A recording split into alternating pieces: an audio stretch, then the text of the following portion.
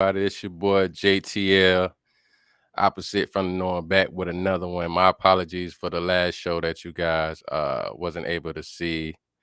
Don't know necessarily what happened, but y'all know how that go. But we here, we here. You know what I mean? So we got a good show for y'all. We definitely gonna talk about a couple of the things that we didn't get to talk about on Monday evening. Uh so while we wait for my partner to get in here, want to send a special shout out definitely to the sister Jessica X was checking out her live. She had a great show this evening. You know what I mean? Just talking about sadly some of the women who don't agree with black men in the sense of making it seem like all the black men damn near are Pookie and Ray Rays when they're really not. You know what I mean? So y'all already know how we do over here on opposite from the norm. We definitely, if you want to call it caping, I'm cool with that. We definitely cape for the good brothers and we definitely cape for the good sisters. That's the way it needs to be. That's what we need to start doing more of. Is speaking up for the good brothers and sisters that are out there because unfortunately, it's so much BS going on that it would make you think that majority of brothers and sisters are that way when they're not. You know what I'm saying? So we definitely gotta start doing our best to market those good brothers and sisters as KS said. I mean, that's the best way we gonna start seeing a change and difference and you know what I'm saying what's going on in our communities is to start speaking about the good things that's going on. Because for the lady that made that BS petition to get Kevin Samuels off off YouTube. For people like that that's doing a lot of BS and you know what I mean, making it seem as if there's no good brothers out there, that's trying to do the best that they can is bullshit. You know what I'm saying? So we definitely not going for that. So shout out to, of course, once again, the sister Jessica X. Definitely shout out to the sister Pink Book Lessons. If y'all ain't seen none of these channels, make sure you go check them out. They always got some good content. I'm sorry. Um, so y'all definitely go check them out. So this evening, I'm gonna be talking about how um going back to it. I know everybody heard it, everybody's seen it, but going back to talking about the baby. All right. So everybody's seen how the baby had said what he said. Somebody threw a Adidas shoe at him. He said he pulled a Matrix, a George Bush W, and ducked the shoe. I'm sorry, it was kind of hilarious. But then you got, he said what he said. Then he kind of doubled down when he made his first initial um, response, saying how he felt being able to speak, how you feel, and then he came back and he came back and apologized, which we all knew was gonna happen because when he lost a lot of those endorsement deals, when he lost some show money, like if you look at it, he probably lost at least around seven figures. At the least, ever since he said what he said, I'm sure he lost at least seven figures. So of course he was gonna come back and apologize for what he said. So I'm gonna go ahead and read what he said, then we're gonna have some dialogue about that. All right. So he said, social media moves so fast that people want to demolish you before you even have the opportunity to grow, educate, and learn from your mistakes. As a man who's had to make his own way from very difficult circumstances, having people I know publicly working against me, knowing that what I needed was education on these topics and guidance has been challenging. I appreciate the many people who came to me with kindness, who reached out to me privately to offer wisdom, education, and resources. That's what I needed, and it was received. I want to apologize to the LGBT community for the hurtful and triggering comments I made. Again, I apologize for my misinformed comments about HIV/AIDS, and I know education on this is important. Love to all. God bless the baby. And no offense, a lot of people are like, yeah, he probably had his publisher wrote that right there. And I kind of honestly think he probably did too. So he didn't make a mistake and say something stupid again, not thinking about it, or his publishers helped him carve that out. All right, so check this out. On the real for real, it's crazy how uh it's crazy how a lot of black entertainers get money, and then when they make statements that they are not willing to stand on, it gets annoying. I'm sure a lot of other people feel the same way. You talking all this shit and you saying whatever you want down there about whoever you want to, but then you say something about the wrong people, then they put you in check. And that's what we always be saying. Like, you can't just come out here and say whatever you want and just think it's gonna be cool. You know what I'm saying? Like, look at Nick Cannon, what he said about the J community. And look what happened. They put him in check. He went on a whole full-fledged apology tour. Stupid. It was just stupid. So now the baby is feeling the wrath. Like they say, you don't bite the hand that feeds you. So if all these people are providing resources to you, you can't just come out and say whatever you want to diss them. Now I think maybe he was trying to say that towards what Lil Nas X has been doing lately, but he didn't do it in the right way. That wasn't the place for it if you was gonna air it out in that way. It didn't have no real context behind it. It made no damn sense that you sitting around here saying things like you said that made no sense. Why would you say that? Like, we really couldn't stand behind it anyway, because it's like, how we gonna say something to that? It made no sense. But let's go ahead and dive into it. Let's say he said something that made sense, and this probably still would happen anyways, right? So the problem we got to think about now is, as a community, how do we help our people that want to stand up for what's right and what a lot of us feel? A lot of us do feel that Little Nas X was being very, careless. Talking about he want to get naked for charity. What kind of shit is that? And it's like his community, the part of the community he's from, you know what I'm saying? Because he is part of the black community too.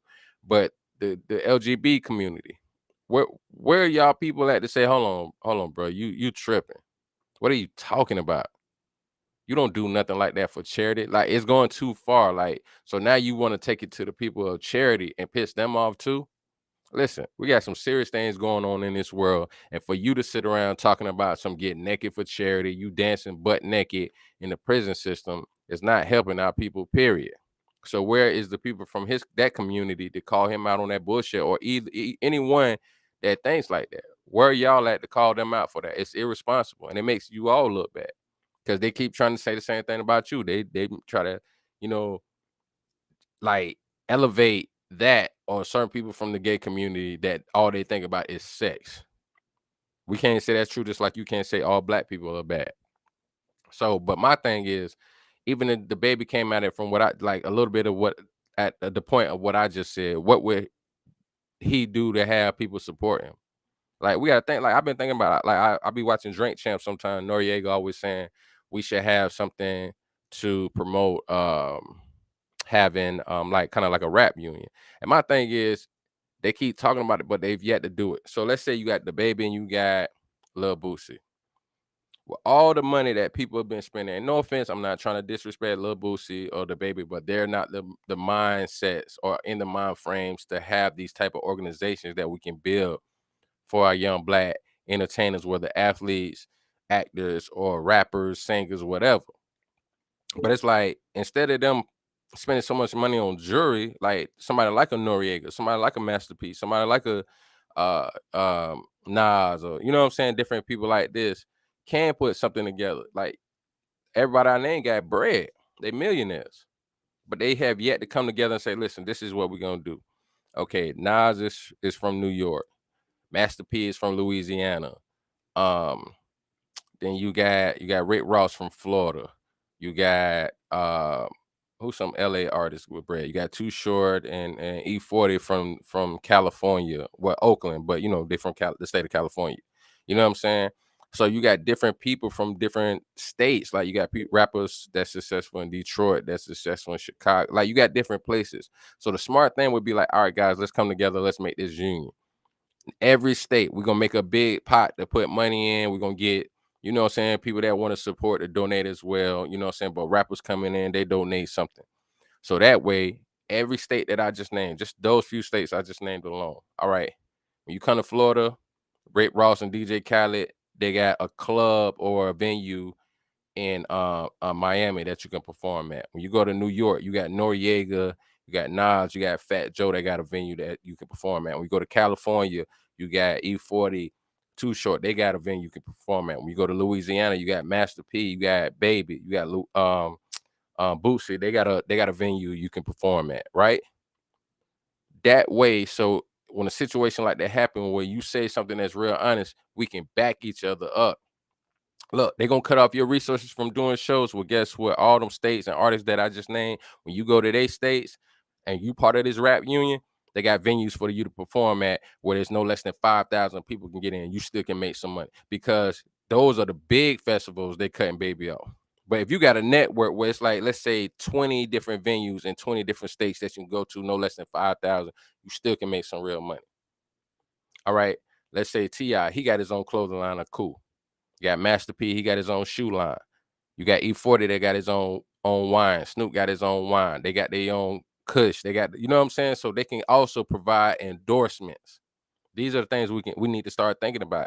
You got David Gross, who is working with Nipsey Hussle, so you got Jay Morrison from New Jersey. These people are putting together funds and buying real estate property, buying houses, buildings, and stuff like that. T.I. got property in Atlanta. So you got T.I., you got Young Jeezy. You can go there and perform at one of their venues. You can go there and invest in property and things of that nature. It's ways that we can support each other, especially like that. That's what we need to start thinking about and looking at it that way. So the baby doesn't have to come back and apologize. Maybe come back and further explain, get with some people and be educated on what he meant to say. So we got to have stuff like that, some talking class. We got to have those things so we can be smarter and we can do better. All right. So that's all I got to say on that, man. We got to do better. We got to be smarter because it's come on, man. It's just stupid. We can't have our young brothers out there saying stupid stuff that makes no sense. All right, so now I want to go to this. All right, so this is my other thing I wanted to speak on. In life, it gets real difficult, right? Whether male or female. And I want to talk about this. We all come to a point in our lives where we have to figure things out, especially when you get a certain age. As I get older, God willing, I started realizing like, yo, you know what? This is something that I need to start focusing on because um, you know, I'm getting older, I want to have something set aside for my child whenever he needs me. Um, so when you get to that turning point in your life, what do you do in your life? You know what I'm saying? Where you feeling like you kind of like at a crossroads. Do you keep chasing and pursuing your dreams or the goals that you might have, or do you get back in the workforce? I use myself for example. I decided to kind of distance myself from being employed to being more 1099. You know what I'm saying? So I'm not saying it's easier. You got to be on the ground a lot more. Um, but I chose to distance myself from it because I didn't want to have to punch the clock for somebody else. I got tired of punching the clock for somebody else. I wanted to have more freedom to chase my dreams, my goals, my aspirations, whatever you want to call it. I decided that, hey, I don't want to work in that field no more. I want to try to see what I can do to make enough money to sustain my bills and things of that nature, my responsibilities. But now I want to go do something, chase my dreams. But I figured, you know, after a little while doing it so far, it's like, okay, but I still need to try to work on getting myself in a situation where like they say, man, everybody ain't meant to be superstars, super rich. It ain't meant for everybody. But I'm thinking, what can I still do that can help me? Like I was thinking, like probably get a CDL or something like that, truck driving, and then make good money for a year or two, and then make my own truck company or something like that. You know what I mean? Start a business that way because I still don't want to have to punch the clock for nobody like that. Truck drivers, they make good money, especially if you got your CDL, your I think it's your C or your D or whatever your A or something like that. So you can still get good money doing that. And then you can start your own company and drive for other companies. So that was something I was thinking about. Like, God willing, when I get 40, if things don't pan out the way I'm working for it now, this is the direction I'm gonna go in. So I'm still gonna work on being an entrepreneur, God willing. I'm still gonna work on not punching the clock for somebody else. You know what I mean? I remember I did this song some years back with my cousin. and we did it to that Gio Pelly song, Closer. And everybody know Drake had did his version to it. So me and my cousin did it. I rapped on it, my cousin's song on it. If I can find it, I'll put it up, but I don't think I'm gonna be able to find it. But if I can find it, I'm gonna put it up for y'all one day. Let y'all check it out. But I remember my cousin saying in the hook about, punch I'm tired of punching the clock to fulfill somebody else's dream. When you look at the companies that we all work for, and $1 million companies, $1 billion companies in some cases, you look at the president, CEO, the owner, you know what I'm saying, of the company. Man, I guarantee you they got yachts, they got mansions, they got vacation houses, whatever. They balling doing their thing. But then now you look at the pandemic. I'm in Florida. And what our punk ass governor did was cut off the extra assistance that was supposed to be going on to like September. I don't know if it's the beginning of September, they're gonna cut it off, or the mid end or whatever. But he cut it off, even though it wasn't costing the state any money. It was government. It was not, directly from our state. And he cut it off talking about so he can get people back to work. In Florida, the cost of living has went up tremendously. And even during the pandemic, they didn't go back down. The inflation is still there. It's still a high cost of living here in Florida, man. Like, you got efficiencies that cost like $800-900. Little efficiency apartments, shoebox size apartments, 2 bedrooms, like 1,300. 2 bedrooms. So you mean to tell? I mean, unless you blessed and fortunate to find, like, somebody who's a private owner or something like that. But you got a lot of college kids coming down here. You got a lot of people moving from northern states. They know what it is. They moving from them states, moving their jobs down here because it's cheaper. They don't have to pay state and federal tax. But in this situation, it's like, what do you do? So they want people to go back, talking about going back to work, which we know how conservatives work for their numbers to make themselves look good. So they want people to go back to work and then do what? Now you got, like, I'm gonna break it down to you like this. In Florida, the cost of living is high, but the amount of money you make ain't shit.